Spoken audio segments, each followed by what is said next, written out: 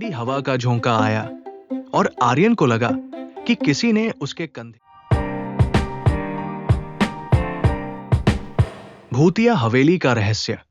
राजस्थान के एक छोटे से गांव में एक प्राचीन हवेली थी जिसे लोग भूतिया हवेली कहते थे।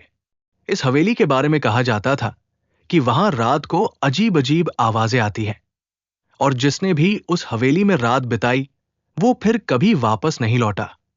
गांव में एक युवक था जिसका नाम आर्यन था। वो निडर और जिज्ञासु स्वभाव का था। उसे ऐसी कहानियों पर विश्वास नहीं था और वो भूतिया हवेली के रहस्य का पर्दा उठाना चाहता था।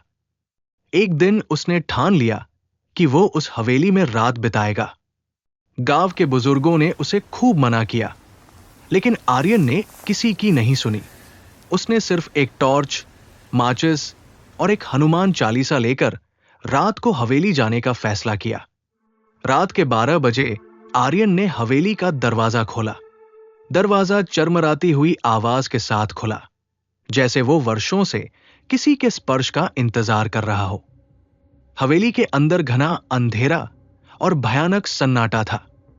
दीवारों पर पुराने चित्र टंगे थे जो ऐसे दिख रहे थे जैसे उनकी आंखें आर्यन को घूर रही हों। अचानक हवेली के एक कोने से हंसने की आवाज आई। ये एक धीमी और डरावनी हंसी थी। आर्यन ने टॉर्च जलाकर उस ओर देखा, लेकिन वहां कुछ नहीं था। वो सोचने लगा कि शायद ये उसकी कल्पना हो, लेकिन तभी उसे हवा में एक परछाई हिलती हुई दिखी। जैसे जैसे रात बढ़ती गई, हवेली में अजीब घटनाएं होने लगी। एक खिड़की अपने आप बंद हो गई। दीवारों पर लगी तस्वीरें हिलने लगी। अचानक एक कमरा अपने आप खुल गया। उस कमरे से ठंडी हवा का झोंका आया और आर्यन को लगा कि किसी ने उसके कंधे पर हाथ रखा है। जब उसने पीछे मुड़कर देखा तो वहां एक बूढ़ी औरत खड़ी थी। उसकी आंखें बिल्कुल सफेद थी और चेहरा झुर्रियों से भरा हुआ था। वो औरत धीमी आवाज में बोली, तुमने यहां आने की हिम्मत कैसे की? आर्यन के रोंगटे खड़े हो गए, लेकिन उसने साहस जुटाकर पूछा, तुम कौन हो? बूढ़ी औरत ने जवाब दिया, मैं इस हवेली की रक्षक हूं। जो भी यहां आता है वो अपनी मौत को बुलावा देता है। आर्यन ने हिम्मत दिखाते हुए हनुमान चालीसा पढ़ना शुरू किया। जैसे जैसे वो पढ़ता गया, बूढ़ी औरत की चीखें हवेली में गूंजने लगी।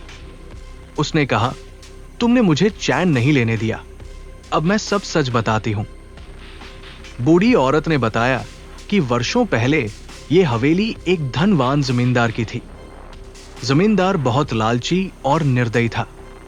उसने अपने नौकरों और गरीब गांव वालों को इस हवेली में कैद कर उनकी हत्या कर दी।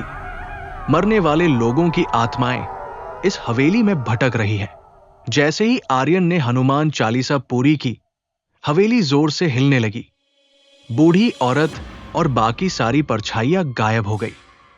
हवेली का मुख्य दरवाजा अपने आप खुल गया और आर्यन भागकर बाहर निकला। अगली सुबह गांव वालों को जब यह पता चला कि आर्यन जिंदा लौट आया है तो वे चकित रह गए। उसने गांव वालों को सब कुछ बताया।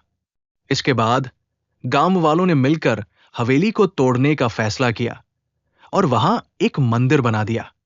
लेकिन कहते हैं कि आज भी रात के समय उस जगह से धीमी धीमी रोने और चीखने की आवाजें आती हैं।